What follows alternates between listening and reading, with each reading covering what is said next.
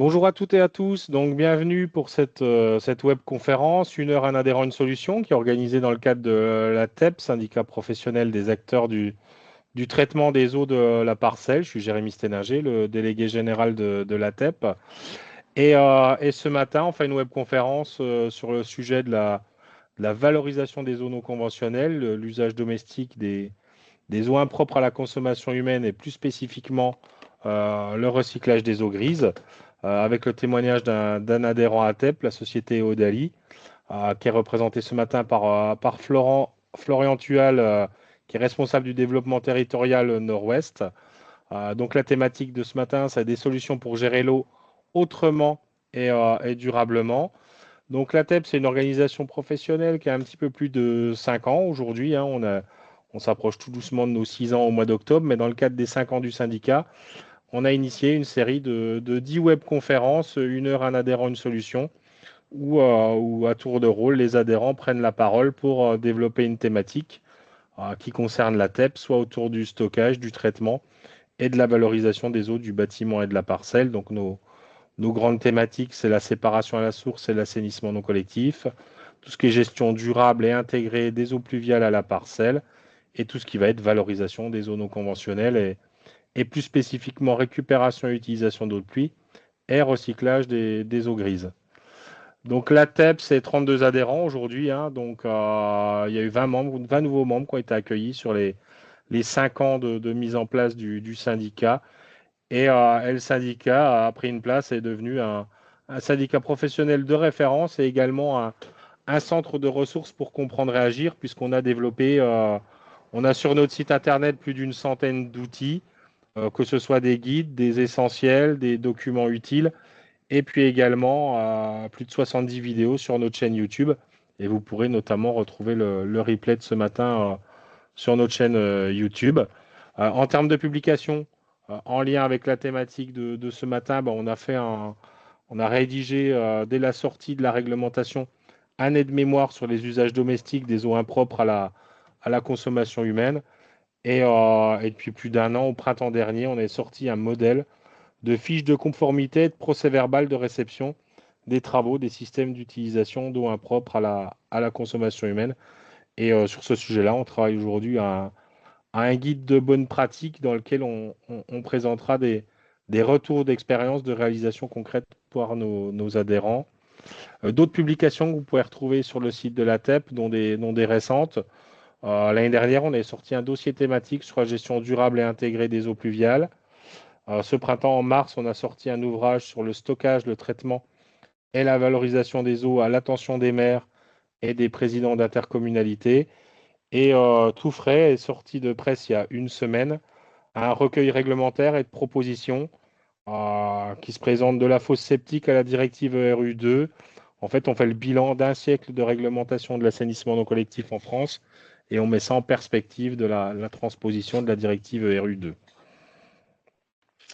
Donc, je vous rappelle les 10 propositions que porte la TEP actuellement pour accélérer la sobriété des usages de l'eau pour tous les acteurs, avec un besoin de stimuler la réhabilitation des installations d'assainissement non collectif, de promouvoir la récupération d'eau de pluie comme un outil de gestion durable et intégrée des eaux pluviales, développer la valorisation des eaux non conventionnelles à l'échelle des bâtis et des parcelles, et pour ce faire, avoir un certain nombre de nouvelles obligations, notamment une étude de faisabilité pour toute nouvelle construction ou rénovation de la sobriété hydrique du bâtiment, avoir une attestation de conformité des installations de distribution et d'évacuation des eaux, pérenniser les installations au travers d'une obligation d'entretien et de maintenance, et d'intégrer tout cela dans le cadre classique du logement, avec un volet eau dans le carnet d'information du logement, aller vers un diagnostic des performances hydriques des bâtiments, et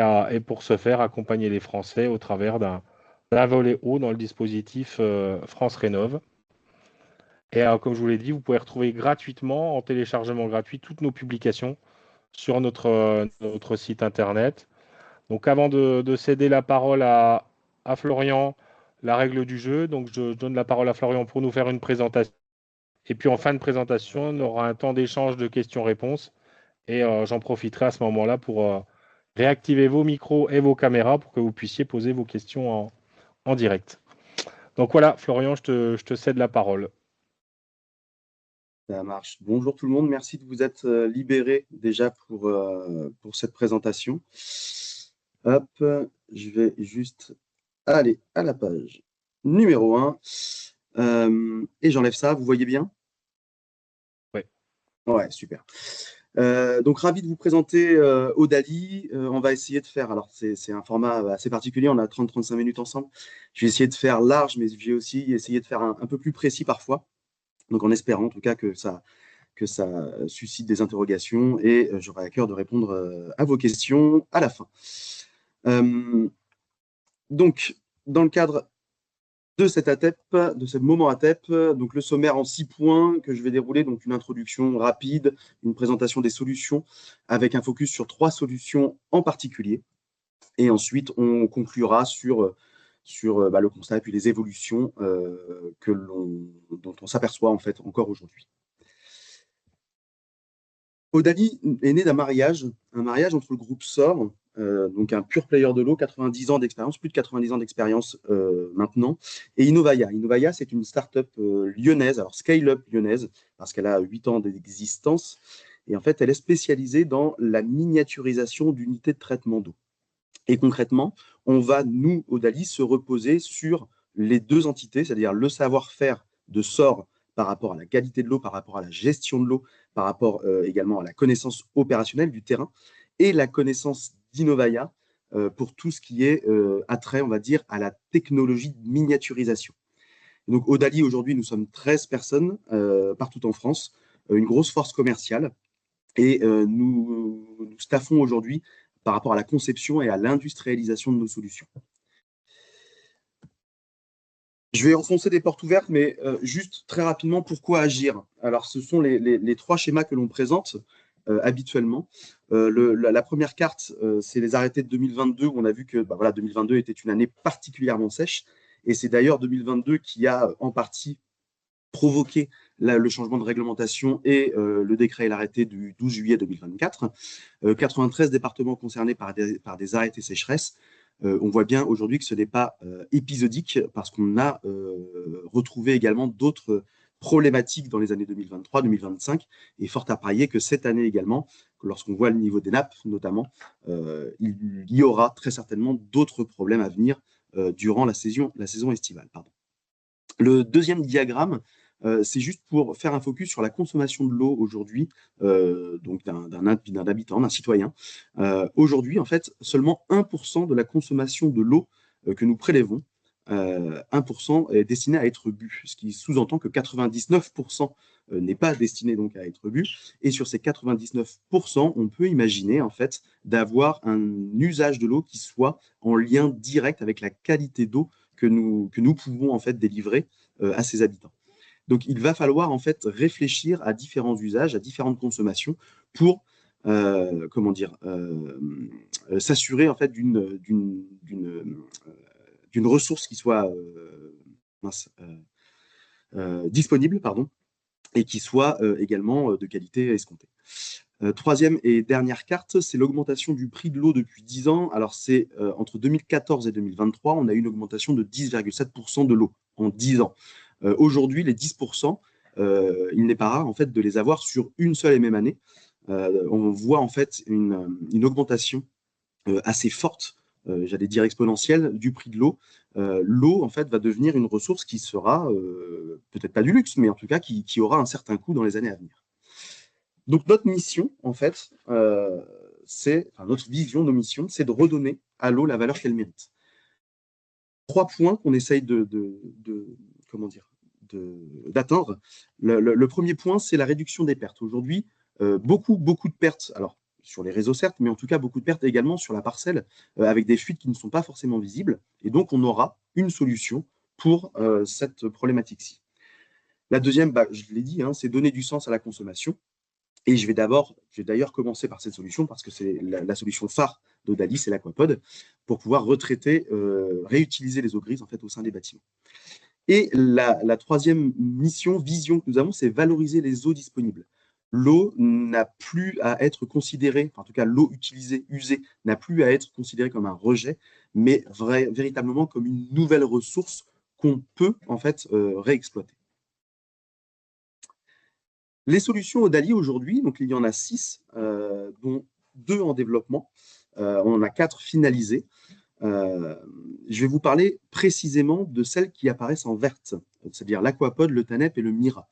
Je vais faire juste une passe rapide sur les 3 autres. Le Baika, c'est une solution conteneurisée à vocation à potabiliser les eaux de surface. Donc, alors, on peut imaginer l'utilisation, on va dire, basique, théâtre de catastrophes naturelles où l'approvisionnement en eau n'est plus assuré. Dans ces cas-là, on peut imaginer en fait envoyer des Baika sur ces sites pour pouvoir repotabiliser l'eau et faire en sorte que les habitants puissent boire à nouveau, pouvoir se laver, etc. Le Carpod, on va venir s'adosser à des stations de lavage pour pouvoir réutiliser une grosse quantité d'eau. Alors, sur les stations de lavage, donc véhicules légers comme poids lourds, hein, c'est pas sans distinction, en fait, on va s'apercevoir que la réutilisation de l'eau va avoir des effets néfastes sur la carrosserie. Et l'idée, c'est d'avoir une solution de filtration optimisée pour justement aller jusqu'au maximum de ce qu'il est possible de faire d'un point de vue technique, mais également d'un point de vue réglementaire. Enfin, l'Amara, c'est une solution de traitement de pluie dans sa version entre guillemets dégradée. On va également avoir le MECO qui est un dérivé de l'Amara qui lui va servir à la sécurisation des réseaux. Donc soit vis-à-vis de pollution ponctuelle dans les réseaux, soit s'il n'y a pas de pollution, ça va venir en fait participer à une purification de cette eau. Donc c'est également à installer au sein des bâtiments. Première solution, l'Aquapod. Donc, comme je vous disais, c'est la solution phare, c'est la solution par laquelle on s'est fait connaître, et c'est également la première solution qui était en réponse directe au décret du 12 juillet 2024 et à l'arrêté. L'Aquapod, donc, qui est une solution qui a une visée d'autonomie en eau des bâtiments. Donc, on sait qu'elle ne sera pas totale. Pourquoi elle ne sera pas totale? Parce qu'il y a une dimension technique, il y a aussi une dimension légale et réglementaire. Dans les slides qui vont suivre, je vais faire exprès d'être, on va dire, proactif sur la réglementation, parce que je vais inclure ce qui est dans les tuyaux aujourd'hui, c'est-à-dire une réutilisation à titre expérimental des eaux de cuisine. Si on part de ce principe-ci, on voit qu'on pourra en fait récupérer à hauteur de 55% de la consommation d'eau d'un foyer en France, c'est-à-dire 39% qui sont donc ce qu'on appelle les douches, mais c'est en gros les autres salles de bain, c'est-à-dire douche, baignoire, lavabo, lave-main, et les 16% destinés à la cuisine, où on va avoir 10% par rapport à la vaisselle et 6% par rapport aux eaux de cuisine. Alors, cette répartition-là, c'est pas moi qui la donne, hein. Ce sont des différentes organisations, type ADEME, type Centre d'information sur l'eau, et sur lesquelles, en fait, on va se reposer. Par rapport aux usages, on va potentiellement couvrir jusqu'à 44% des usages d'un foyer, avec 20% pour les sanitaires, donc les chasses d'eau, l'évacuation des excrétas, 12% pour la réutilisation de cette eau dans des lave-linges. Alors, je précise que c'est à titre expérimental, mais on peut faire la demande aux autorités. Et on va avoir 6% par rapport au jardin. Donc, ce qu'on appelle jardin, c'est principalement l'arrosage des espaces verts. Et 6% dans le divers. Le divers, c'est nettoyage des parties communes intérieures, extérieures, donc toiture, façade, etc. Et là également, c'est soumis à expérimentation. Il faut faire attention à ce qu'on fait avec cette utilisation de cette eau. On voit quand même, avec cette répartition, que d'un côté, on a 55%, de l'autre côté, on a 44%. Et en fait, on voit une équation qui est plutôt équilibrée. Quand je dis plutôt, c'est-à-dire qu'on va en fait bénéficier, on va également valoriser ces 11% restants, d'une part par rapport à la productivité de la machine, qui n'est pas parfaite, c'est-à-dire qu'on ne va pas récupérer 1 litre pour redistribuer 1 litre, c'est pas possible, on va avoir une partie de perte, mais qui est plutôt faible parce qu'on arrive à atteindre 85 à 90% de productivité par rapport à la machine. Et dans un second temps, on va également garder une partie de cette eau traitée pour pouvoir rétro-laver les filtres. Et ça va être un gros avantage par rapport à la maintenance qui va être nécessaire de réaliser sur notre installation. Donc, une solution destinée aux eaux grises, adaptée aux bâtiments. Je rappelle ici les gisements, les usages et donc les expérimentations, et notamment celles à venir. Même si les cuisines, je vais en parler un peu plus tard, on a déjà eu une autorisation en fait d'expérimentation de la préfecture du Rhône. Vous pouvez voir là le schéma basique en fait du fonctionnement de notre système avec un aquapod, ces deux cuves, donc une cuve de rétention d'eau grise en amont et une cuve de stockage d'eau traitée en aval. On va venir récupérer certaines eaux. Donc aujourd'hui, ce sont principalement les eaux de salle de bain, hein, je le rappelle, donc douche, baignoire, lavabo, lave-main. On va venir stocker, retraiter, stocker l'eau claire, l'eau traitée, pour pouvoir la réutiliser à des usages qui correspondent à la réglementation. Dernière chose par rapport à cette slide, le petit logo en haut à droite, eau conforme qualité A+, c'est vraiment quelque chose qui nous tient à cœur, c'est ce sur quoi nous allons insister auprès de tous les acteurs, qu'ils soient collectivités, promoteurs, exploitants, également comment dire, les acteurs publics, la réglementation, la DGS, les ARS. Nous sommes en mesure de produire, à partir des eaux grises, une eau conforme de qualité A+. Et ça, c'est extrêmement important. On arrive à avoir ce degré de qualité pour, d'une part, voilà, être en phase avec la réglementation et d'autre part, n'avoir, on va dire, minimiser le risque de pollution, de contamination et de problèmes sanitaires majeurs. Cette eau de qualité A+, on arrive à l'avoir grâce à notre système de filtration. On a, nous, 3 briques de filtration bien distinctes qui vont en fait travailler de concert pour pouvoir arriver à une eau de qualité conforme. Première brique de filtration, c'est un biofiltre, donc en fait c'est un lit bactérien autour duquel l'eau va en fait être brassée, l'eau grise va être brassée. L'avantage de cette brique de filtration, c'est que d'une part, elle s'auto-alimente, c'est-à-dire que les bactéries vont s'alimenter du déchet et vont également faire floculer les déchets pour avoir des particules en suspension, des matières en suspension. Ça va s'auto-alimenter et en fait, on n'aura aucune intervention humaine, si c'est bien utilisé évidemment, mais aucune intervention humaine pour pouvoir maintenir cette brique de filtration. L'eau va ensuite s'écouler vers la deuxième brique de filtration, qui est le filtre AFM. Globalement, c'est un filtre à piscine dans lequel on aura remplacé le sable par des paillettes de verre activées. Les paillettes de verre activées ont des propriétés meilleures, en tout cas par rapport à ce qu'on recherche, meilleures que le sable. Le sable est un minéral, il peut s'user, donc il peut y avoir quelques déchets par rapport à ce minéral. Il y a également des propriétés permettant en fait une non-prolifération bactérienne meilleure qu'avec du sable. L'intérêt de ce filtre à sable, c'est de venir en fait retenir les particules en suspension restantes pour avoir en fait une eau qui soit j'allais dire parfaitement, mais en tout cas très, très bien filtrée au sortir de cette deuxième brique de filtration. L'eau va ensuite passer dans la troisième brique de filtration, qui sont des membranes, donc de l'ultrafiltration. On va venir pressuriser cette eau au travers de ces membranes. Sous l'effet de la pression, les molécules d'eau vont se déformer, vont pouvoir passer au travers de ces membranes, chose que nous ne pourrons pas faire virus et bactéries. D'où le fait d'avoir une eau de qualité A+, en fait, en sortie, sachant que dans la cuve de rétention d'eau claire, on va également installer une lampe UV avec une boucle de recirculation pour pouvoir justement éviter au maximum toute prolifération bactérienne et pouvoir garantir au maximum cette eau de qualité A+. L'eau de qualité A+, ça ne sort pas de notre chapeau. Hein. On a réalisé partout où nous avons été présents des contrôles qui ont attesté d'une eau de qualité A+. Donc, il n'y a pas de sujet, il n'y a pas de débat. Ce sont des laboratoires COFRAC qui nous ont décerné, on va dire, ces résultats de conformité. Et donc, il est important pour nous de les mettre en avant. Et c'est véritablement ce sur quoi nous allons capitaliser pour pouvoir justement rendre ce nouveau marché, cette nouvelle filière viable. J'en profite également. Vous avez certainement vu le logo du CSTB. Nous sommes aujourd'hui en travail avec le CSTB pour avoir en fait une certification provenant du CSTB prouvant que notre filière et notre système de filtration est quelque chose de durable, de robuste, d'éprouvé, ce qui va, on l'espère en tout cas, garantir une certaine qualité au public ciblé et encore une fois permettre à notre filière et à ce nouveau marché de pouvoir évoluer convenablement et dans des dispositions qui sont connues de tous. Par rapport à la conception, on voit qu'on est vraiment sur une conception modulaire. on a voulu faire quelque chose de hautement qualitatif. On parle généralement d'un produit qui est adapté à suivre en fait le cycle de vie du bâtiment. Donc, on va véritablement se projeter avec le bâtiment dans les 50 prochaines années pour tout ce qui est structure de notre aquapod, pour tout ce qui est filière de filtration. Maintenant, évidemment, il y aura certainement des choses à remplacer au fur et à mesure de l'exploitation. Je pense notamment à tout ce qui est carte électronique. On sait très bien qu'une carte électronique aujourd'hui, pour avoir une durée de vie de 50 ans, c'est compliqué.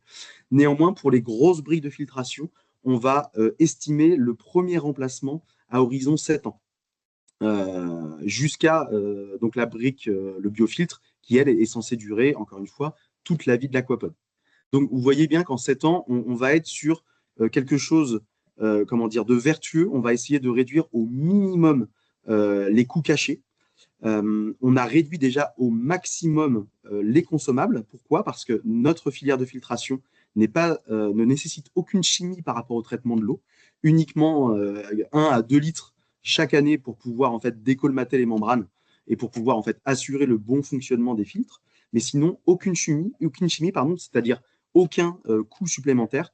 Le seul consommable, enfin ce qu'on va appeler consommable finalement, ce sera la lampe UV qu'on va en fait remplacer à horizon 1 ou 2 ans en fonction en fait, de la durée de vie et en fonction de son fonctionnement. Sinon, on va avoir une maintenance qui sera donc simplifiée, qui sera accessible de par en fait la construction de notre aquapod et qui sera sans coût caché, en tout cas le plus comment dire le moins coûteux possible, si je peux résumer. Également, chose importante, on a une solution qui est connectée, c'est-à-dire qu'on va pouvoir voir en temps réel s'il y a un dysfonctionnement au niveau de la machine.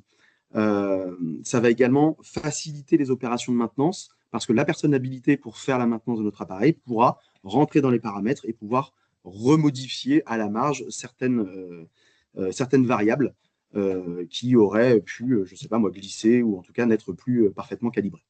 Donc voilà, on va avoir une solution qui va être non seulement en fait un produit, mais qui va également penser à sa maintenance et en fait au fait d'assurer de manière continue une qualité d'eau réglementaire. Un use case précis, particulier, le Chalet du Parc. Alors c'est un restaurant qui est situé au niveau du parc de la Tête d'Or à Lyon.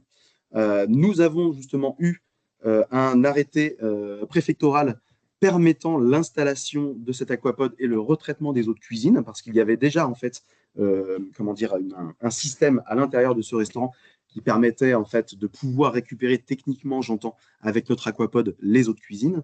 L'objectif, c'était vraiment de réutiliser en fait les eaux, donc les eaux de lavabo, les eaux de cuisine, pour l'ensemble des usages qui sont autorisés. On va mettre cet été en place un aquapod 7 mètres cubes. Donc, c'est un dossier qui est suivi par les pouvoirs publics. Voilà, on montre vraiment patte blanche par rapport à ce sujet. Et on estime donc des bénéfices. Alors, en fonction, bien sûr, de ce qu'il sera possible de faire d'un point de vue productivité-production. Mais comme je le disais, on estime en fait à une réduction de 40% la consommation d'eau potable, c'est-à-dire la consommation qu'on va venir tirer du bâtiment, avec des économies donc substantielles pour l'exploitation.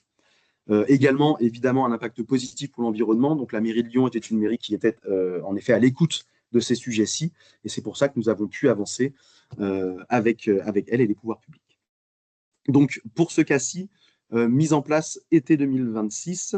J'aurais pu vous parler de projets que nous avons déjà réalisés, notamment dans des logements collectifs, ou d'autres projets à venir. Je pense notamment à Poitiers ou au niveau de Marseille. On va essayer de réfléchir un peu plus large. On va essayer de sortir du bâtiment et on va voir en fait l'impact positif pour les villes. Pourquoi? Parce que notre aquapod, en fait, grâce à notre aquapod, on va pouvoir notamment arroser en tout temps, et ce qui va permettre d'avoir un lieu de vie qui sera amélioré, donc tant d'un point de vue confort, mais même d'un point de vue purement technique pour les villes. On va favoriser en fait le phénomène d'évapotranspiration, qui va permettre en fait un refroidissement de la ville. Donc c'est-à-dire qu'au-delà en fait de la gestion de la ressource en tant que telle, c'est-à-dire la gestion de l'eau, c'est-à-dire la gestion des nappes, on va également favoriser en fait le retour de l'eau en milieu naturel et le confort de tous les citoyens, tout simplement. Je rappelle juste un constat sec. n'ai pas pris les dernières données de 2026, mais en tout cas, par rapport à 2022 et 2023, ce qu'on a pu connaître, nous sommes sur, on va dire, une situation plutôt d'alerte sur comment dire, la ressource. Alors, on sait que tous les territoires en France, notamment en France métropolitaine, ne sont pas forcément égaux par rapport à l'accessibilité à la ressource. Moi, je suis sur le quart nord-ouest de la France, et en effet, on a des régions, et je pense notamment à la région Bretagne, où on va avoir, maintenant, on est prêt, on est préparé, hein, chaque été, en fait, une grosse tension sur la ressource. Pour faire très, très simple, en France, on va avoir environ 80% d'eau comment dire, d'eau souterraine et 20% d'eau de surface. La Bretagne, c'est même totalement inversé, hein, c'est 20% d'eau souterraine et 80% d'eau de surface, avec même certaines localisations où on va atteindre 90-92% d'eau de surface. Et en effet, cette eau qui part vite n'est pas renouvelée et il y a des tensions très, très importantes. Donc, on est sur un constat territorial qui est sec et c'est pour ça qu'on va réfléchir en dehors du bâtiment et on va réfléchir à pouvoir en fait redonner une ressource au milieu naturel pour une autre réutilisation. Et c'est le cas du TANEP. Le TANEP, qui est une unité conteneurisée, c'est le petit frère du BAECA, qu'on va venir installer en sortie de station d'épuration. L'idée, c'est de pouvoir affiner la qualité d'eau en sortie de STEP pour pouvoir en fait répondre à des usages bien spécifiques et encadrés par la réglementation. Alors, c'est un petit fun fact, en tout cas, c'est intéressant de voir l'origine du nom. En effet, le TANEP vient du Tonlé-Sap et on a pris en référence le Tonlé-Sap parce que c'est un fleuve, c'est une ressource qui est essentielle pour l'agriculture locale. Et le TANEP, développé par Odali, vient potentiellement répondre également à cette problématique d'agriculture parce qu'on va permettre une certaine qualité d'eau nécessaire et suffisante pour pouvoir arroser, via irrigation souterraine. Le cadre d'application, donc alors on va avoir beaucoup de textes par rapport à ce qu'il est possible de faire avec cette eau en sortie de STEP. Globalement, le TANEP, on vient l'installer donc juste après les clarificateurs, juste avant en fait le rejet en milieu naturel. On va venir puiser cette eau et on va venir soit la recycler, on va plutôt parler d'affinage dans ces cas-là, et on va améliorer la qualité. Les usages que nous allons cibler, donc plusieurs, hein, l'hydrocurage qui aujourd'hui en fait ne nécessite pas forcément une qualité d'eau, c'est un peu, pas une nébuleuse, mais ça va être plutôt la dimension technique qui va prévaloir quant au fait d'utiliser une eau pour l'hydrocurage, donc avec les différents types de camions. Maintenant, des retours que nous avons, à 98%, l'hydrocurage utilise de l'eau potable. Donc, il y a fondamentalement quelque chose à faire ici. Je viens de vous parler de l'agriculture, donc je passe. Le nettoyage des voiries, depuis l'année dernière, on peut, le cadre, on va dire, c'est un peu détendu et on peut imaginer utiliser en effet des eaux usées, donc retraitées, pour pouvoir nettoyer sous certaines conditions la voirie, donc route, trottoir. Également l'arrosage public, également les cimenteries. Je pense également aux services incendie. Donc il y a pas mal d'usages sur lesquels on commence à travailler et en tout cas, il y aura un réel impact sur la consommation d'eau et sur tout simplement un circuit vert par rapport à l'économie qu'on peut faire sur la ressource en eau potable. Par rapport à la filière de filtration de ce TANEP, on va être globalement pareil, j'allais dire, que l'aquapod, sauf qu'on ne va pas venir forcément chercher une autre qualité A+. On va venir chercher une autre qualité A ici. Donc en fait, ce qui va donner au sein de l'aquapod l'autre qualité A+, c'est l'effet du biofiltre. D'ailleurs, je n'ai pas précisé, mais c'est véritablement là où se situe la technologie de notre solution, et c'est là où se situent les brevets également. Donc là, on ne vient pas chercher une autre qualité A+, on vient chercher une autre qualité A. Donc un préfiltre centrifugeur va être là ici suffisante pour pouvoir séparer le plus gros des particules en suspension. Cette eau va passer de la même manière au travers d'un AFM, d'une ultrafiltration. Et il y aura également une lampe UV en sortie de canal, donc en sortie linéaire, pour que, en sortie de TANEP, donc vraiment du container, on ait une eau de qualité minimale A. Ensuite, on va pouvoir conseiller en effet à la station d'épuration de mettre également une lampe UV dans les bacs de stockage. Mais en tout cas, la recherche, encore une fois, de qualité et de qualité A en l'occurrence, ici chez nous est primordiale. C'est un produit qui se veut optimisé. Donc, on a encore une fois une filière de filtration physique, pas de chimie, uniquement de la chimie pour décolmater les membranes. Donc, une filtration 100% naturelle, mécanique, gravitaire. Ce qui veut dire qu'il y a une maintenance également optimisée, sans consommable, encore une fois. Donc, pas de coût caché.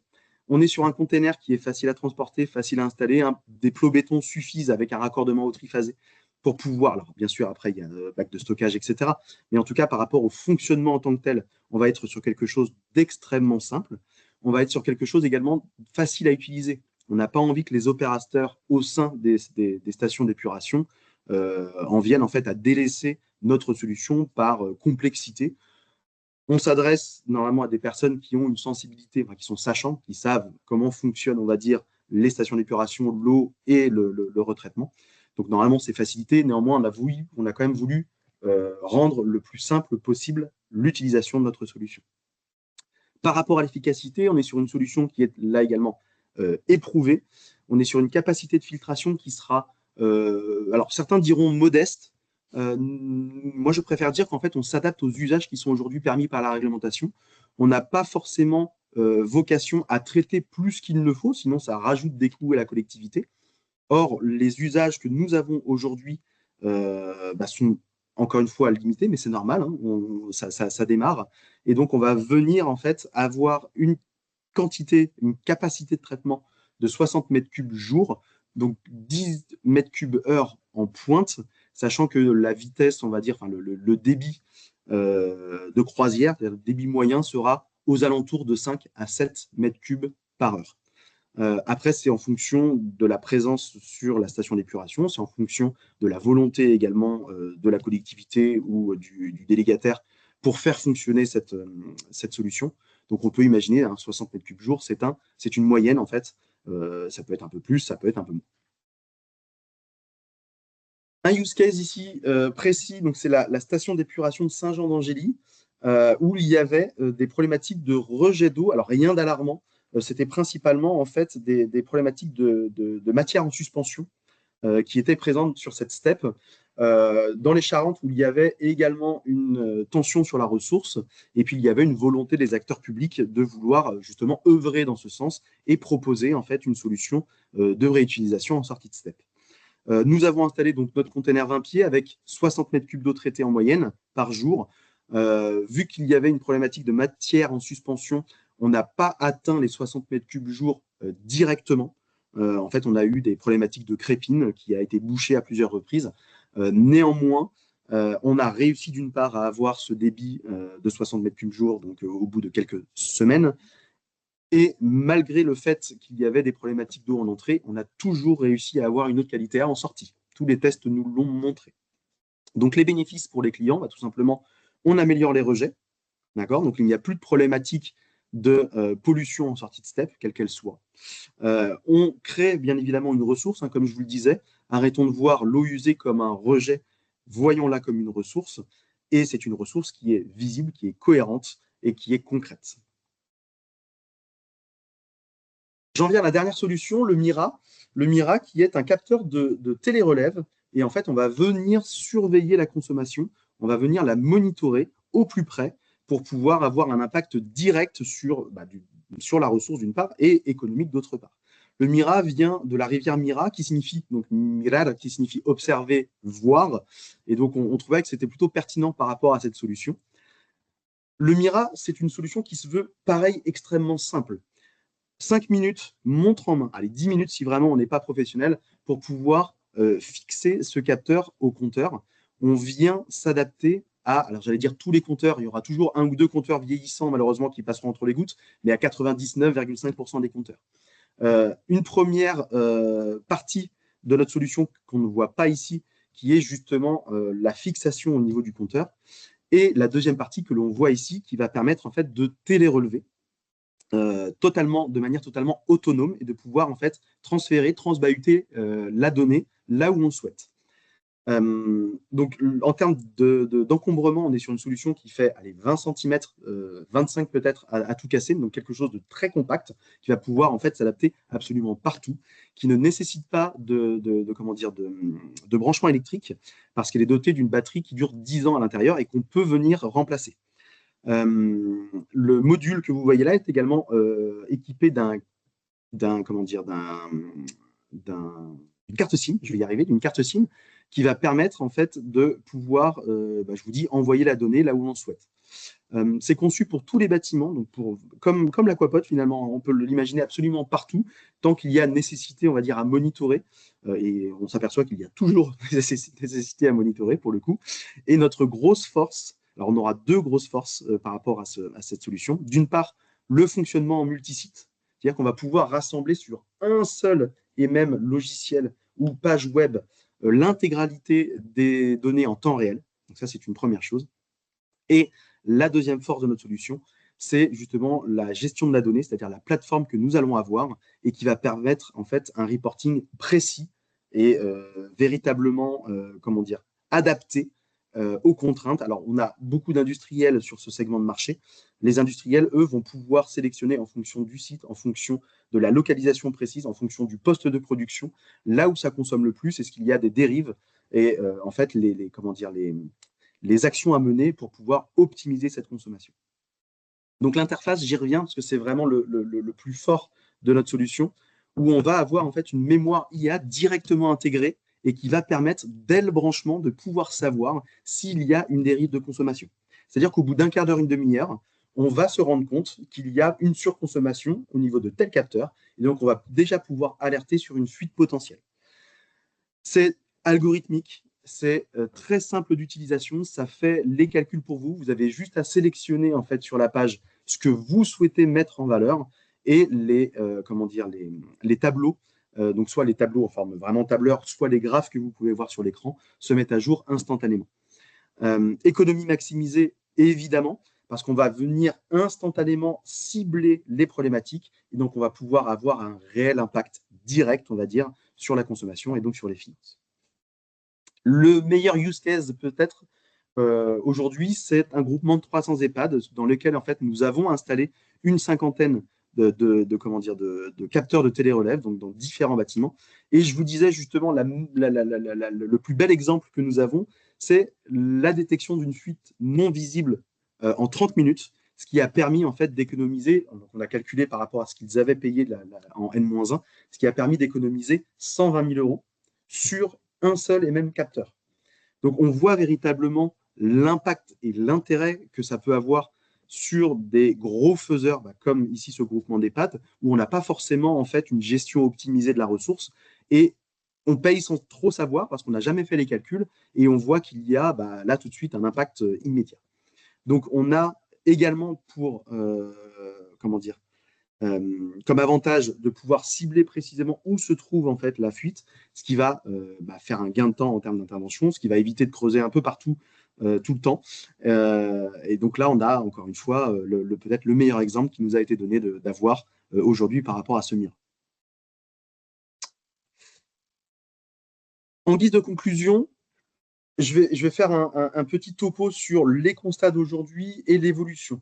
On a été ravis de voir qu'il y a donc une évolution qui est dans les tuyaux, si c'est le cas, voilà son mauvais jeu de mots, par rapport à l'utilisation des eaux impropres à la consommation humaine et notamment dans les usages domestiques. Donc on a vu depuis 2022, je vous disais, c'était véritablement, de ce que nous on en a aperçu, c'était véritablement le coup d'envoi, on va dire, et le démarrage du décret et de l'arrêté de juillet 2024.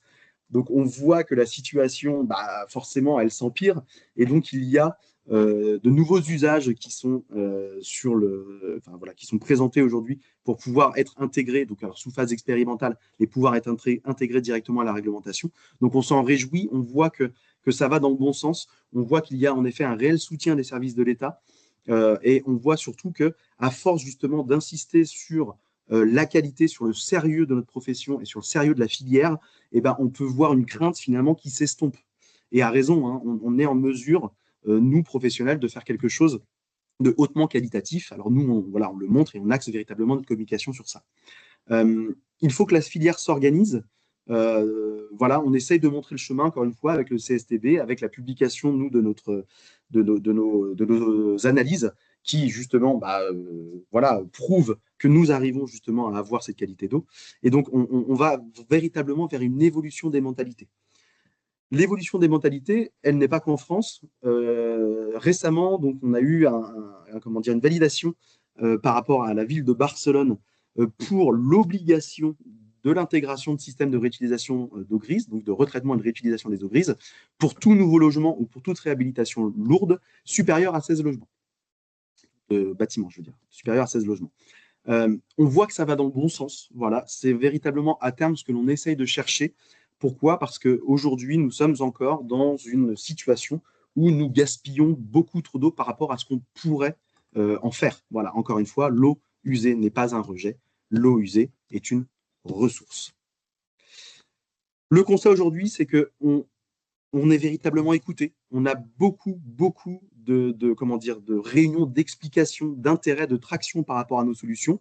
On a de gros faiseurs aujourd'hui qui nous suivent, qui nous font confiance. J'en ai mis 5. Je peux penser à d'autres. Je pense à Action Logement, avec qui nous allons installer bientôt un projet, enfin voilà, une solution, donc à horizon 2027. On va avoir un réel intérêt de la part des professionnels du bâtiment, de la part des exploitants pour nos solutions. Pourquoi? Parce qu'encore une fois, d'une part, on favorise l'expansion urbaine, on favorise le développement de quartiers, mais j'allais même dire d'éco-quartiers. On favorise aussi, d'une certaine manière, à l'éveil des consciences. Le client final, lui, est de plus en plus regardant par rapport justement à cette gestion de ressources. Et in fine, ça demande un investissement, mais on va voir que le retour sur investissement, en fait, sera rapide et de plus en plus rapide au fil des ans, vu que l'eau est amenée, encore une fois, le prix de l'eau est amené à augmenter. Voilà, donc merci à ces partenaires. On espère encore en avoir davantage, mais en tout cas, on va dans le bon sens. Donc voilà, c'est quelque chose de plaisant à voir. Merci également aux pouvoirs publics qui nous font confiance. J'espère avoir été clair. Je vous ai présenté encore une fois 3 solutions. N'hésitez pas, voilà, si vous avez des questions, n'hésitez pas à me solliciter, à me challenger, et même sur les autres solutions que j'ai pu aborder tout au départ. Merci beaucoup, Florian. C'était complet et bien illustré. Donc, du coup, je pense que ça suscite des questions et réactions.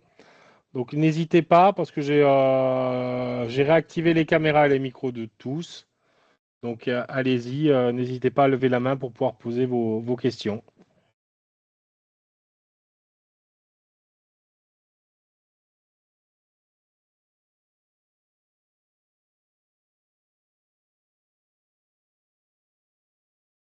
C'était très clair, visiblement. Oui, c'était très clair. Il n'y a pas de questions, pas de réactions?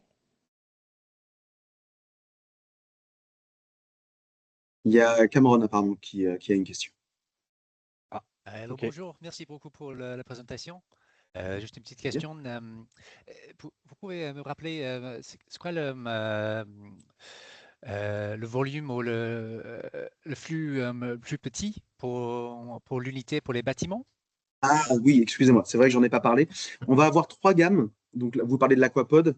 On va avoir 3 gammes dans cet aquapod. On va avoir l'aquapod 3, l'aquapod 7 et l'aquapod 15. Donc celui-ci, quand on dit 3, 7 et 15, c'est 3 mètres cubes, 7 mètres cubes et 15 mètres cubes. On parle de quantité d'eau délivrée, c'est-à-dire qu'on va potentiellement pouvoir capter 3,5 mètres cubes par jour pour en distribuer 3, mais en tout cas, on assure 3, 7 ou 15 mètres cubes. Pour vous donner des équivalents en termes de logements, de nombre de logements, le 7 mètres cubes, on va commencer à se positionner aux alentours de 40 logements. Ce nombre, c'est un nombre indicatif. Pourquoi? Parce que pour pouvoir en fait s'assurer d'une faisabilité et notamment une faisabilité financière, en fait, on va prendre plusieurs variables et notamment le prix de l'eau de la localité où on se trouve. On va également prendre comment dire, l'ensemble des usages. Certains vont faire le choix de limiter les usages, certains vont faire le choix de limiter les gisements. Donc en effet, c'est différent si on s'implante dans un bâtiment où on va véritablement essayer de targeter l'ensemble des usages ou l'ensemble des gisements. Là, on va pouvoir potentiellement adresser un bâtiment avec moins de logements parce qu'il y aura en fait une grosse quantité d'eau, en tout cas plus importante que si on limitait ces gisements et ces usages. Donc, pour vous donner un ordre d'idée, Aquapod 7, 40 logements. On va avoir l'Aquapod 3 qui va être aux alentours de 20-25 logements, qui est difficile aujourd'hui à mettre sur le marché parce que l'eau n'est pas suffisamment chère, disons-le clairement.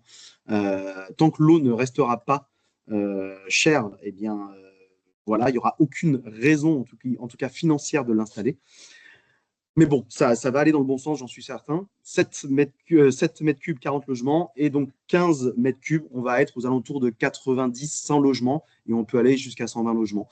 Et ensuite, on peut potentiellement également mettre en série en fait les aquapods. On peut en mettre 1, 2, 3, il n'y a pas de restriction. Après, ça va être comment dire, la quantité d'eau dans les cuves qui vont poser problème, mais c'est un autre sujet. Merci. Avec plaisir. Très bien.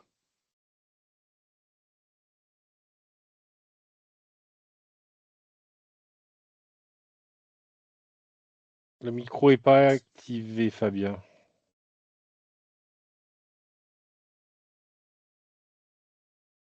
Il n'y a peut-être plus de questions. Peut-être une erreur, je ne sais pas. Ouais. Ah. Alors, s'il y en a plus, j'en ai une. Salut Florian, bonjour Jérémy. Salut Cédric. Moi, j'en ai une. Alors, c'est un peu à côté. Florian, tu as présenté une solution de recyclage des eaux de stations de lavage auto, notamment. Oui, le Carpod. Moi, j'ai une question parce que je travaille pas mal avec des stations de lavage auto. On a énormément de mal aujourd'hui à communiquer aux autorités pour avoir des ouvertures.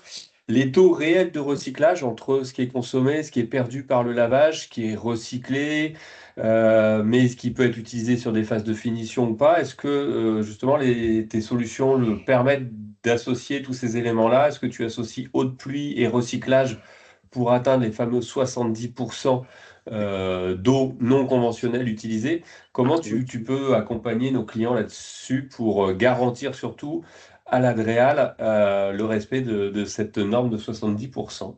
Ouais. Alors, le constat aujourd'hui, c'est que le 70% est en effet très compliqué à tenir. Des retours d'expérience qu'on a, même ceux qui affichent 70%, en fait, en réalité, on est plutôt sur du 50-50 et voire même un peu moins. Alors, très simplement, je vais essayer de pas trop rentrer dans la technique parce que bon, déjà, c'est pas mon métier et qu'ensuite, j'ai pas envie de vous perdre. Mais globalement, vous allez avoir une eau qui va se charger en polluants et qui va en fait détériorer et notamment la carrosserie du véhicule. Donc, il est toujours aujourd'hui nécessaire d'avoir un appoint en autre eau, donc généralement c'est de l'eau potable, ou il peut y avoir en effet de l'eau de pluie, pour pouvoir justement rediluer ces polluants et faire en sorte que l'eau soit de qualité convenable techniquement, je veux dire, pour pouvoir relaver véhicules légers et poids lourds. Nous, notre défi aujourd'hui, c'est de pouvoir tenir ce 70-30 et même d'aller un peu plus loin et de le tenir, on va dire, réellement, parfaitement. À ta question, est-ce qu'on peut intégrer de l'eau de pluie à l'intérieur de cette unité de filtration? La réponse est oui. Il y aura juste une étude préalable à faire en amont, à voir si ça ne rajoute pas de la minéralité ou autre dans l'amendement, hein, mais voir en fait comment dire, la qualité de l'eau de pluie et la qualité que nous avons de l'eau de lavage en amont pour voir si le mariage peut se faire. Mais après, en effet, on peut imaginer de pouvoir réutiliser cette eau de pluie, généralement dans des stations de lavage.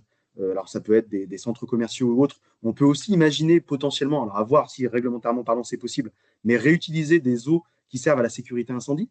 Voilà, on peut imaginer en fait plusieurs gisements de telle sorte à pouvoir justement tenir ce 70-30.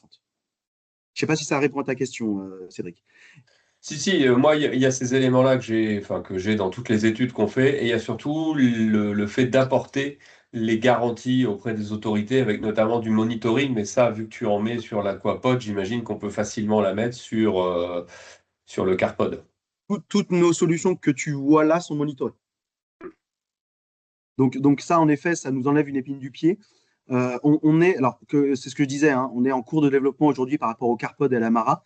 Là, le Carpod, on est avec un gros industriel français où on a finalisé, je crois, il y a quelques semaines, les derniers tests, de telle sorte à pouvoir justement passer en phase conception-industrialisation de cette solution et pouvoir imaginer un début de commercialisation à horizon 2027. Intéressé. J'ai des demandes. Eh ben, on en reparle quand tu veux, Cédric. Alors Fabien, je ne sais pas si le micro est revenu.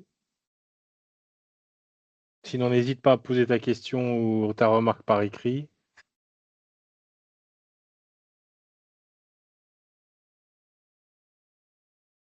Est-ce qu'il y a d'autres questions, peut-être?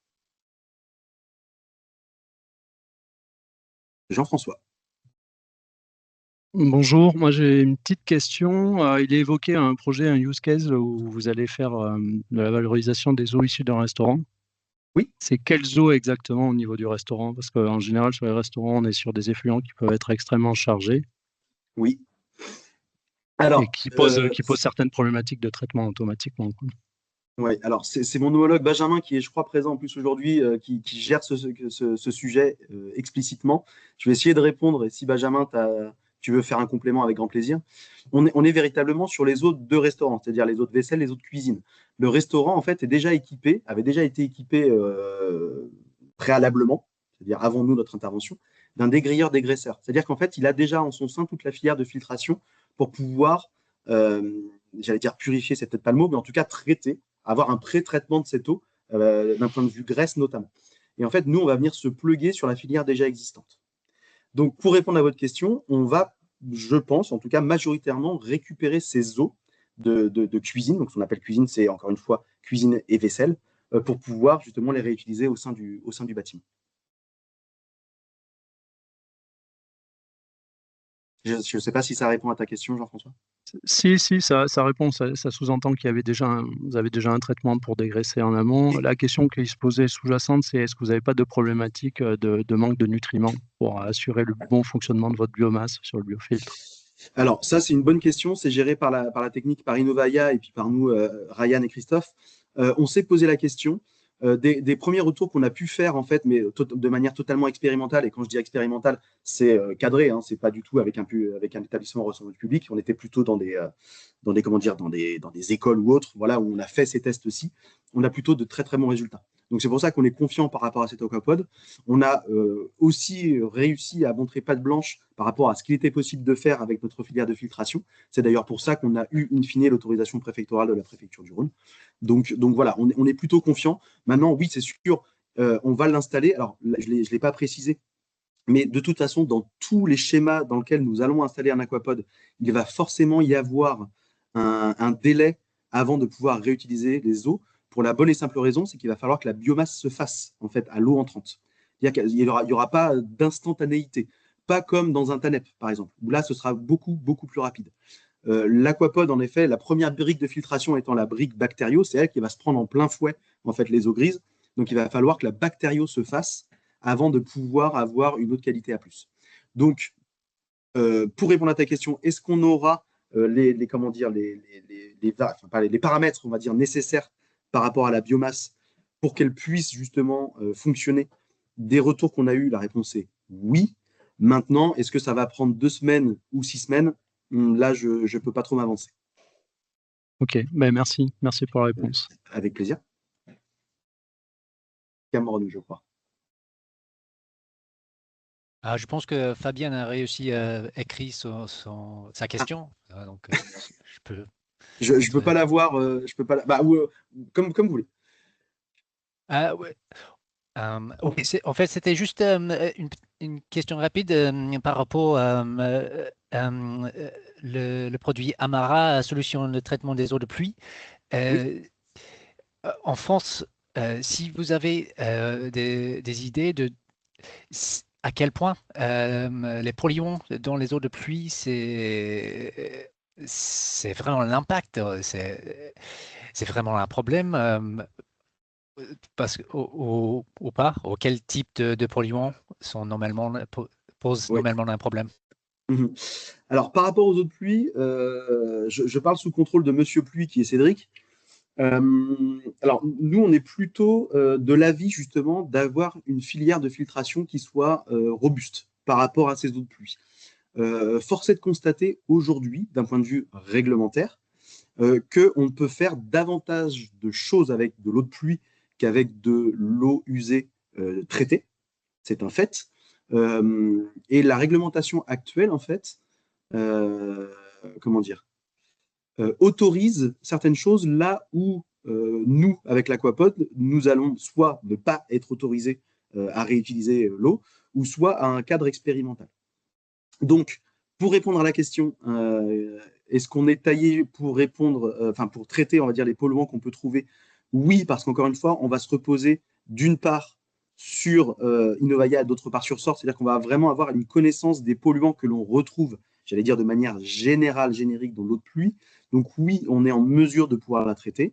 Oui, on est d'avis de considérer qu'il faut une vraie filière de traitement pour l'eau de pluie pour justement éviter tout risque sanitaire.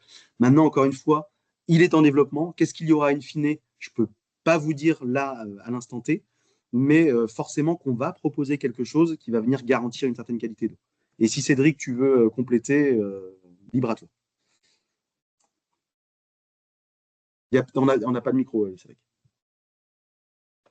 Je réouvre le micro, c'est toujours mieux. Effectivement, la différence, c'est que la législation n'impose pas de qualité d'eau pour une eau de pluie, en dehors de l'usage lave-linge, où on doit aussi respecter la qualité A+. Sinon, l'eau de pluie, on n'a pas d'exigence. Donc, pour certains usages, il n'y a pas besoin de traitement quand on fait juste de l'arrosage avec de l'eau de pluie sur une eau récoltée sur une toiture propre. Bon, bah, ça peut se faire tel quel. C'est vrai que dès qu'on va rentrer dans des usages, alors, soit domestiques, mais surtout industriels, parce que l'eau de pluie peut être utilisée dans plein de process industriels, là, on va devoir mettre en place des systèmes de traitement, mais qui sont très souvent plus définis par la qualité d'eau dont a besoin l'industriel. Alors moi, je suis bureau d'études en récup d'eau de pluie. J'ai des clients qui me disent plus l'eau est sale, mieux c'est. J'ai un client qui nettoie des bouteilles en plastique, qui recycle, et pour enlever la colle, là où l'étiquette Evian ou Coca est collée, ça lui va bien d'avoir une eau agressive. Donc lui, il veut surtout pas la filtrer. Et on a des clients qui veulent une eau très qualitative avec zéro bactériaux, etc. Donc c'est une réponse de Normand, ce qui est difficile pour un Breton de vous faire cette réponse-là, mais c'est vraiment plutôt l'usager qui va nous demander sa qualité d'eau que la législation aujourd'hui, notamment dans les usages domestiques, qui nous demande rien de spécifique. Après, je suis d'accord avec toi, Florian, on va pas mettre de l'eau de pluie brute dans les toilettes, on va à minima la filtrer, sinon on risque d'avoir des canalisations et surtout des systèmes de chasse d'eau qui vont s'encrasser dans les années à venir. Mais c'est plus du bon sens qu'une législation qui nous impose quelque chose.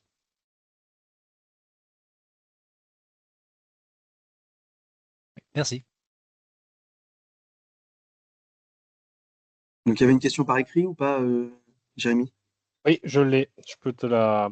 Avec Donc, c'était plaisir. la question de Fabien. Alors, simplement par rapport aux travaux CSTB, je suppose que vous travaillez avec le pôle Aquasim. Alors, oui et non. Avec le CSTB, donc là, on est en procédure, donc en effet, ATEX. Le pôle Aquasim, on voit très très bien où il est. Il est basé à Nantes. Il se trouve que je suis basé également à Nantes. Donc en effet, le site, je le connais particulièrement bien. Il y avait en fait déjà un système où il était étudié l'eau grise en fait au sein du CSTB. Donc soit c'est Fabien qui a demandé ça. Oui. Donc soit Fabien fait référence à ça, soit il fait référence au gros bâtiment Aquasim. Je ne crois pas que notre solution soit destinée à être dans le gros bâtiment Aquasim. On n'était pas dans enfin, je ne sais pas comment expliquer. On était dans un bâtiment annexe, mais en tout cas, voilà, c'est suivi par le CSTB en effet, et on souhaite véritablement arriver à cette certification pour démontrer une fois encore la robustesse et la qualité de notre filière de traitement. Ok, et il avait une deuxième question qui était un point sur l'entretien et la maintenance, Oui. Notamment les membranes et les changements de lampe UV. Et il Oui. posait la question de qui assurait le service et est-ce que c'était vous qui gériez ce volet? Alors, excellente question. Excellente question, et c'est d'ailleurs un point qu'on souhaite remonter, et on souhaite profiter en fait de la mise à jour, on va dire, enfin en tout cas de la réactualisation du décret et de l'arrêté du 12 juillet 2024 pour justement adresser ce point qui est un point réglementaire. Aujourd'hui, la réglementation nous impose à avoir une visite mensuelle et ensuite 2 tests COFRAC qui peuvent même être portés jusqu'à 6 tests COFRAC par an dans le cadre d'établissements recevant du public sensible. Et on va avoir une grosse visite où on va devoir nettoyer les cuves, voilà, l'installation. Donc on est sur quelque chose de réglementaire. Je parle de la maintenance. Nous, notre position par rapport à la maintenance, c'est de dire qu'il faut qu'elle soit faite par un professionnel de l'eau. Pourquoi? Parce qu'on est encore une fois sur des enjeux qui sont principalement expérimentaux. On est sur un marché qui est naissant. On n'a pas envie de faire n'importe quoi avec la filière. Et on a surtout envie de montrer patte blanche, justement, pour que gisement et usage puissent se démocratiser au fil des ans. Donc, on est plutôt pour essayer d'ajouter de la qualité par rapport à cette maintenance. Et c'est d'ailleurs pour cela que, je le répète, notre produit en fait a été conçu pour que cette maintenance soit la plus simple et la plus quali possible. Pour revenir sur les éléments à changer, en effet, on va être sur des premiers éléments qui sont évalués à 7 ans. On parle de 10 ans par rapport aux membranes qu'on utilise, sauf que le fabricant de la membrane nous dit qu'en fait, il ne peut dire que 10 ans parce que leurs membranes ont 10 ans et que pour l'instant, elles n'ont pas flanché. Donc, ce qui est bien, c'est que ça gagne chaque année 1 an, mais on va quand même se limiter à 10 ans. On va quand même essayer de donner des indications aux futurs clients pour pas, justement, encore une fois, qu'il y ait de coûts cachés et qu'il y ait de non-dits. Le seul consommable, enfin, les 2 seuls consommables que nous aurons, ce seront la lampe UV, si tant est qu'on peut parler de consommable, parce que la lampe UV, elle va fonctionner 24/7, et donc à un moment donné, forcément, elle risque de péricliter, de s'éteindre. Donc cette lampe UV, on va venir la changer, on va venir préconiser son changement à horizon 1 ou 2 ans. Et également, en termes de consommables, soit l'acide, soit la base, donc la soude, pour pouvoir décolmater les membranes. Et ça, encore une fois, c'est à horizon 1 fois par an. Notre machine Aquapod, comme notre tanette d'ailleurs, se rétrolave automatiquement. C'est-à-dire qu'il y a des paramètres qui sont dans les machines qui vont indiquer une nécessité de rétrolavage. Et c'est justement ce qui va permettre une maintenance simplifiée, une production qui sera de qualité A ou A+, en fonction de la solution, et une productivité qu'on espère la meilleure possible. Donc, là encore, pour répondre à la question, qui doit faire la maintenance? Alors, pour nous, il n'y a pas de débat. Il faut apporter de la qualité, donc il faut que ce soit un professionnel de l'eau, ou alors un professionnel qu'on forme. Je pense notamment aux facility managers qui peuvent intervenir dans certains sites. Dans ces cas-là, que cette personne soit formée préalablement pour pouvoir justement maintenir du mieux possible. Aujourd'hui, il n'y a pas forcément d'indication quant à la personne qui doit faire la visite mensuelle, ce qui est pour nous une source de questionnement. On va pas se le cacher. Donc, qui doit faire la maintenance, pour résumer? Pour nous, un professionnel de l'eau.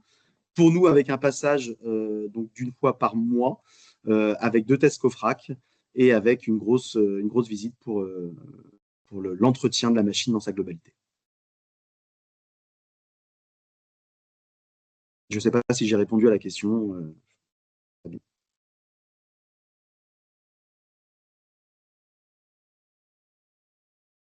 Oui, oui, Fabien.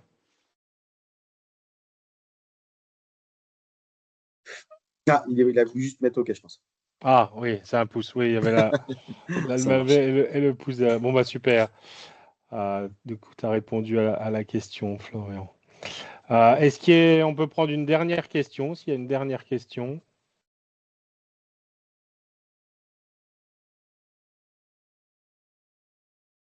Sinon, mes coordonnées sont juste ici. Donc, s'il y a des questions qui arrivent sur le tard, n'hésitez pas. Hop là, pardon. Juste. S'il n'y a pas d'autres candidats à la dernière question, je serai celui-là. Ah, bonjour, Étienne, je me disais bien. Je me disais bien, Étienne, c'était bizarre. Un grand merci pour cette présentation fort enrichissante. Tu as souligné à plusieurs reprises les coûts de maintenance réduits et la simplicité surtout de la maintenance. Ce qui n'est pas évoqué dans la présentation de l'Aquapod, tout particulièrement de l'Aquapod, c'est ce que fixe la réglementation comme obligation en matière de temps de séjour avant et après traitement. Oui. Donc, à aucun moment, tu as imaginé présenter ce dispositif, cette solution Aquapod dans sa configuration opérationnelle, c'est-à-dire en y joignant un volume de stockage, de recirculation et de vidange après traitement. Pas de problème. Alors que c'est en fait tous les dispositifs doivent s'y astreindre. En tout cas, ceux qui veulent être conformes à la réglementation. Bien sûr, bien sûr. Je vais essayer d'être concis dans ces cas-là. Petite note par rapport à ta question qui est très intéressante. Il y a d'ailleurs un sujet sur l'actualisation de la réglementation, parce que je crois que les temps de séjour n'y apparaissent plus, ou en tout cas plus forcément distinctement. Alors, je le répète, j'ai pas envie de dire de bêtises, donc je vais quand même relire avant d'envoyer nos contributions. Aujourd'hui, on a un temps de séjour de 12 heures pour les eaux grises et un temps de séjour de 72 heures pour les eaux traitées. OK? Donc, c'est-à-dire qu'on a une obligation d'utiliser ces eaux qui sont là dans la cuve bleu foncé, d'accord, sous 12 heures et sous 72 heures dans la cuve bleu clair ici d'eau traitée. OK? Dans la configuration opérationnelle, c'est plutôt bien fait. Pourquoi? Parce qu'on va prendre l'exemple du logement collectif. D'accord? Logement collectif, on va avoir deux grosses quantités de gisements, un le matin et un le soir. Parce que c'est là où se prennent les douches, c'est là où se brossent les dents, etc. Et ce qui fait qu'on va venir collecter, disons, allez, à 9 h du matin, on va avoir l'ensemble des eaux grises qui seront dans la cuve. Et pendant la journée, c'est-à-dire que pendant que les gens ne sont pas là, sont au travail ou ailleurs, pendant la journée, en fait, l'eau va être traitée par l'aquapod pour pouvoir, en fait, en soirée, être réintégrée en fait, dans la cuve d'eau claire ici traitée pour pouvoir justement avoir les usages correspondants.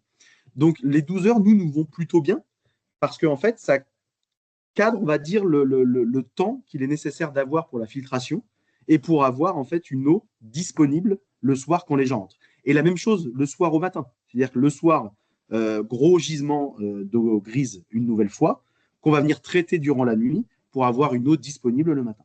Donc globalement, voilà, on est sur un format qui est pas du tout contraignant pour le coup, pour nous, qui était cadré par la réglementation. Donc je répète, 12 heures, 72 heures. Et là encore, c'est dans une volonté très certainement de limiter au maximum toute pollution ou toute problématique sanitaire. Parce qu'en effet, il y a potentiellement un risque avec une eau en stagnation d'avoir une prolifération bactérienne. Maintenant, je le rappelle, je le répète, nous, on fournit la qualité d'eau suffisante et on a également une lampe UV en bac de stockage aval pour justement éviter toute reprolifération bactérienne. D'accord, mais ça veut bien dire que comme pour prévu dans le schéma que tu nous montres à l'écran, oui, il est à prévoir de manière incontournable un volume amont et un volume aval. En aucun cas, comme certains sembleraient vouloir s'autoriser à penser qu'ils peuvent interpréter les textes de cette façon-là, en aucun cas le dispositif de traitement, en l'occurrence chez vous l'aquapod, n'est à considérer comme étant un volume disponible d'eau traitée. Elle est en cours de traitement, mais en fait, elle est traitée dès lors qu'elle sort. Donc, certains s'autorisent à dire il n'y a plus besoin d'un volume en sortie. Les 72 heures. Est-ce qu'on peut l'avoir en flux tendu? C'est ça ta question? Oui, oui, c'est ça. Oui. Parce que tu as parlé des 10 mètres cubes en instantané pratiquement pour le deuxième dispositif. Oui, pour le TANEP. Qu'est-ce qu'il en est pour l'aquapod? Un 7 mètres cubes, par exemple. Alors, un 7 mètres cubes. Qu'est-ce qu'il peut délivrer à l'heure? Qu'est-ce qu'il peut délivrer à l'heure? Alors, j'ai compris ta question. L'aquapod en tant que tel, je n'ai pas la réponse. D'accord. Parce qu'en fait, ça va être la filtration par rapport à la quantité d'eau en amont. Nous, on sait qu'on aura, sur un aquapod 7, généralement, on va mettre une cuve de 4 mètres cubes en amont et une cuve de 4 mètres cubes en aval. C'est-à-dire que le soir ou le matin, lorsque toutes les chasses d'eau sont tirées, on a un potentiel de 4, alors ça peut être 3,5, d'accord, mais on a un potentiel de 3,5 mètres cubes pour pouvoir répondre justement aux sollicitations. Donc, à la question et aux acteurs qui disent « nous, on va fonctionner en flux tendu », dans le cas d'un logement tradit, je ne vois pas comment, sauf à ce qu'ils puissent filtrer très, très, très rapidement une eau grise pour avoir une eau de qualité A+, ce que je crois quand même assez difficilement. On est d'accord. On est d'accord. Donc, pour nous, la question ne se pose pas. Je n'ai pas forcément la réponse à la question, mais si on prend un schéma théorique mathématique basique, c'est-à-dire qu'on va pouvoir traiter 7 mètres cubes, je parle pour 7 mètres cubes, tous les jours, c'est-à-dire qu'on va pouvoir traiter pour 3,5 à la demi-journée, et donc après, tu peux avoir le rendement de l'aquapod global. Okay. Tu divises par 12. Parfait.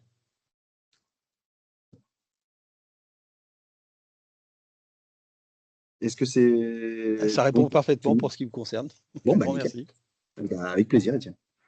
Merci, Florian. Et je pense qu'on est arrivé au bout de notre heure de 1 heure un adhérent, une solution. Donc, il me reste à remercier Florian pour son intervention et puis la réponse à vos questions. Merci et puis à vous remercier les uns et les autres pour vos interventions, vos questions et votre présence. Bon, Super. Bonne journée. Et ben, bon Merci appétit, beaucoup. bonne journée à tous. Bonne journée. Merci, tout le Bon, monde. merci Florian. Merci, au Au plaisir. revoir.